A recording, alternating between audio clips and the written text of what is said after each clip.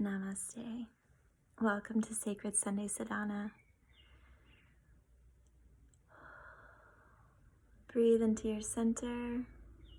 Breathe into the harmony of all that you care about and in how you show up in the world. And let your breath sort of pulsate with your intention so that you can be the way that you are, so that you can show up in the world in alignment with the way that you want to be. I just want to remind you today that you matter and that you are the creator of your own reality.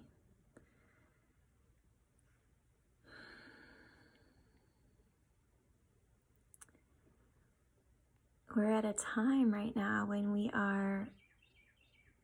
we're just writing. We're writing our stories. We have lost the framework of our society and of how we go through life and of, what comes next, X, Y, Z. And we're all in this beautiful place of getting to rewrite what that looks like, about what's supposed to happen and what's supposed to be and what comes next. And reality as we know it has been pushed and changed and pulled and twisted. And, a year ago, it was really hard. It's like, what's happening? And there just kept being new plot twists with the murder hornets and etc. And now we're at a point in this story of the pandemic where life is kind of coming back online and nothing has changed in the sense that there's still a big bad virus that's out to, be hosted by us. But a lot has changed in the way that we are approaching how we want to be in the world. And a couple of really inspiring things happened this weekend that I want to share with you. And hang in there with me because it might be useful for you in how you rewrite the arc of the story that you're in.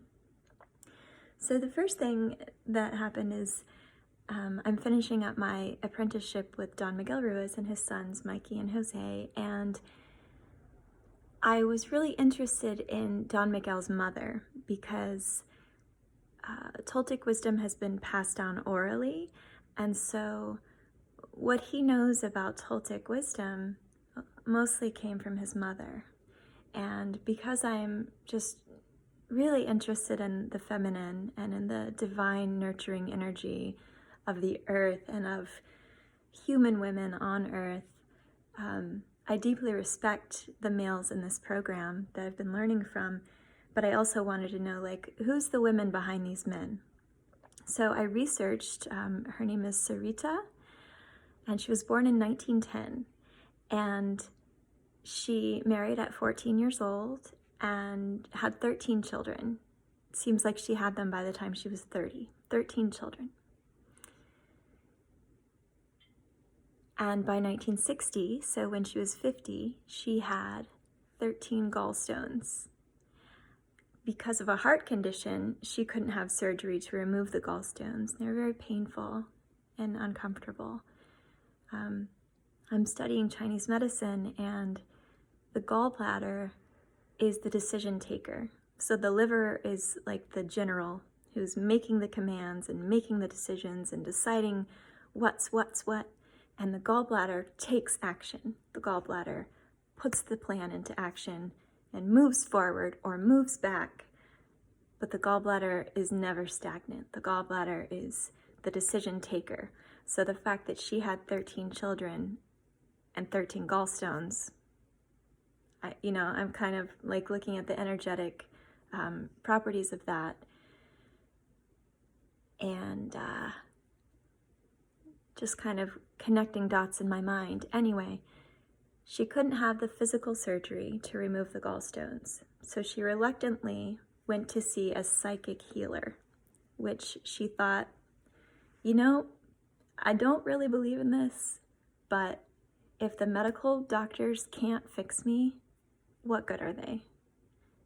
So she tried this new modality. And she went into a deep sleep, and the 13 gallstones were psychically removed.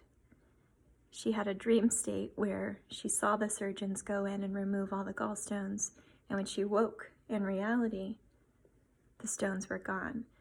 She was so relieved that she actually thought that they had physically gone in and done the surgery, and she was livid because she hadn't given permission for that. But she had witnessed in her mind that it had happened. And then they convinced her, no, you haven't been physically altered. You've just been, she had given permission to be energetically entered, and the gallstones were removed. She was so flabbergasted and relieved that it changed her whole life. It changed her faith, and she decided that she wanted to share this wisdom of psychic healing with the world. And a voice inside her said, you need to go to California and become a psychic healer. She was living in Mexico at the time. She didn't have the paperwork to become an American citizen, let alone to, start a business. But she did it anyway. She just had faith and trust that this was what to do. She listened to this internal calling. She was able to start this business. And then, like a decade in, was able to get all of her paperwork in order and become an American citizen. And she was a psychic healer, and she would put her hands on people who had cancer or who were blind or who were suffering with infertility, and she would heal them. And she healed in this way until the day that she died at 98 years old. I offer this story to you, which is very inspirational for me, because, there's so many times that you might hear your thoughts become things, you manifest your own reality. But when you can hear a story that affects the physical form through a spiritual or energetic mean, it's like validation of everything that you want to believe about manifesting your truth or manifesting your dreams. And so Mother Sarita is proof that there's an energetic component to healing, and there's a really big energetic component to life. We're more than just this. We're more than just the mind. But the mind is a very powerful tool that we can use to heal the physical body. We're given these tools. We're given the food body, the Annamaya Kosha. We're given the mind body, the Manomaya Kosha. We're given the energetic body, the Pranamaya Kosha.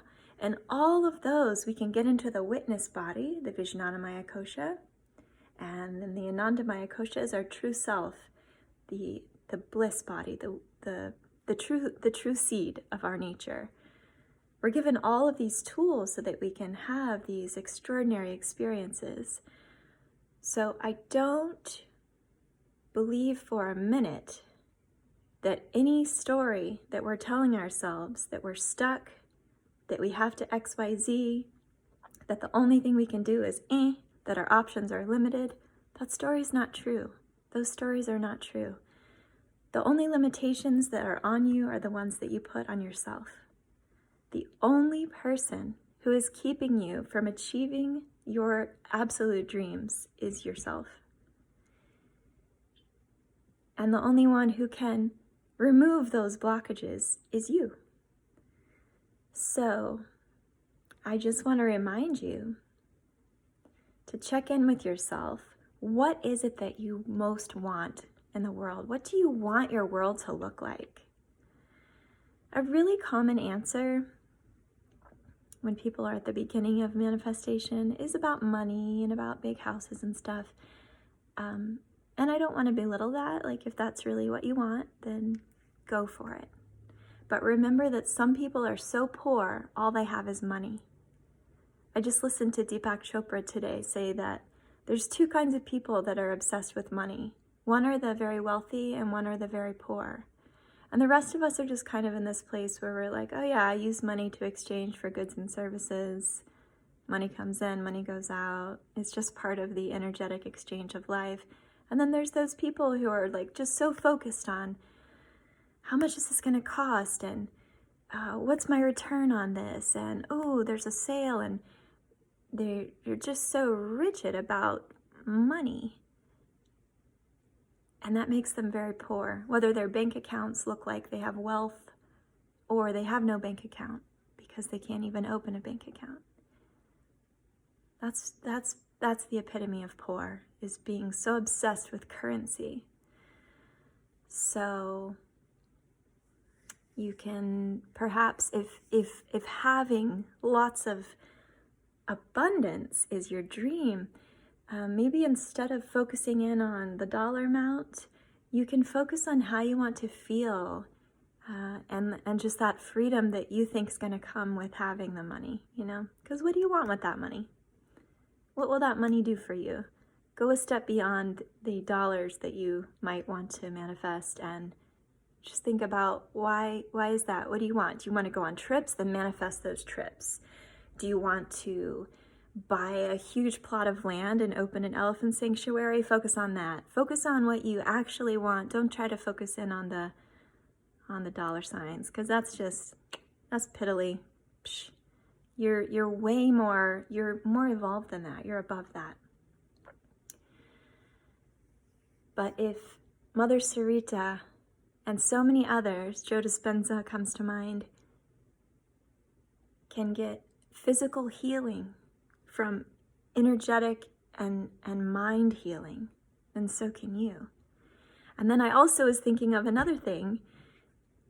You know how when you're a little kid, if you got to believe in Santa Claus, if that was something that your parents subscribed to and showed to you, or as a parent, if you gave the experience of Santa Claus to your children, just think about, do you remember how magical that felt? I had a really wonderful childhood. We didn't have money, and so we had everything. We were so rich with experience because we weren't all focused on dollar signs. So we were able to travel, and I got to meet so many people and animals and see the entire country, see all the different landscapes in our country. And more importantly, I got to learn how not to get attached, and how to lose, and how to not hold on so tight, and how to make new friends, and how to say goodbye, and all these things. But my point is, Santa Claus, it was just this magic, and the Tooth Fairy, magic. If we can create something so magical just by I'm not even sure who the first person was that decided, hey, let's pretend there's a guy that comes down the chimney and gives presents. Let's pretend that. Let's pretend it's so hard. We're going to pretend it so strongly that everybody's going to do it. And not everyone does. There's Jehovah's Witnesses. There's other religions, obviously. But Santa Claus really stepped out of, it's not a Christian belief. It accompanies Christmas, but there's no way. I don't think anyone would say that Santa Claus is a Christian belief. So just think about that. Think about how dedicated to the fantasy your parents were, or if you're a parent, how dedicated you were. I was on both ends. I was, as a child, being raised thinking of the Tooth Fairy and Santa Claus and the Easter Bunny. Not so much the Easter Bunny, we didn't always do that, but Santa Claus and the Tooth Fairy. And then for my children, I went to elaborate lengths to make sure that they believed in that magic. If we can direct that much focus and put that much attention on something and make it real, then we can do that with anything. We really can. And not just in wonderful ways, You need to use your discernment, because there are ways, I'm not going to get super political here, but there are ways in which the powers that be in our society are doing that very thing with all of us right now. They're honing in on something that they want us to believe so strongly, and they're They're doing everything they can and creating different media sources to look like they're supporting their story. And, you know, we're buying in, we're hooking into it. It's just like Santa, except not as wonderful. So I offer that to you. I respect what you believe, and I respect what I believe. And our beliefs don't have to be the same. But I do invite you to just look deeply at what can you create and how focused can you get on creating that magic. You can do it. You can heal yourself. You can create whatever you want. And there is no better time than right now on the planet to start doing this creating. We've got a full moon coming up tomorrow.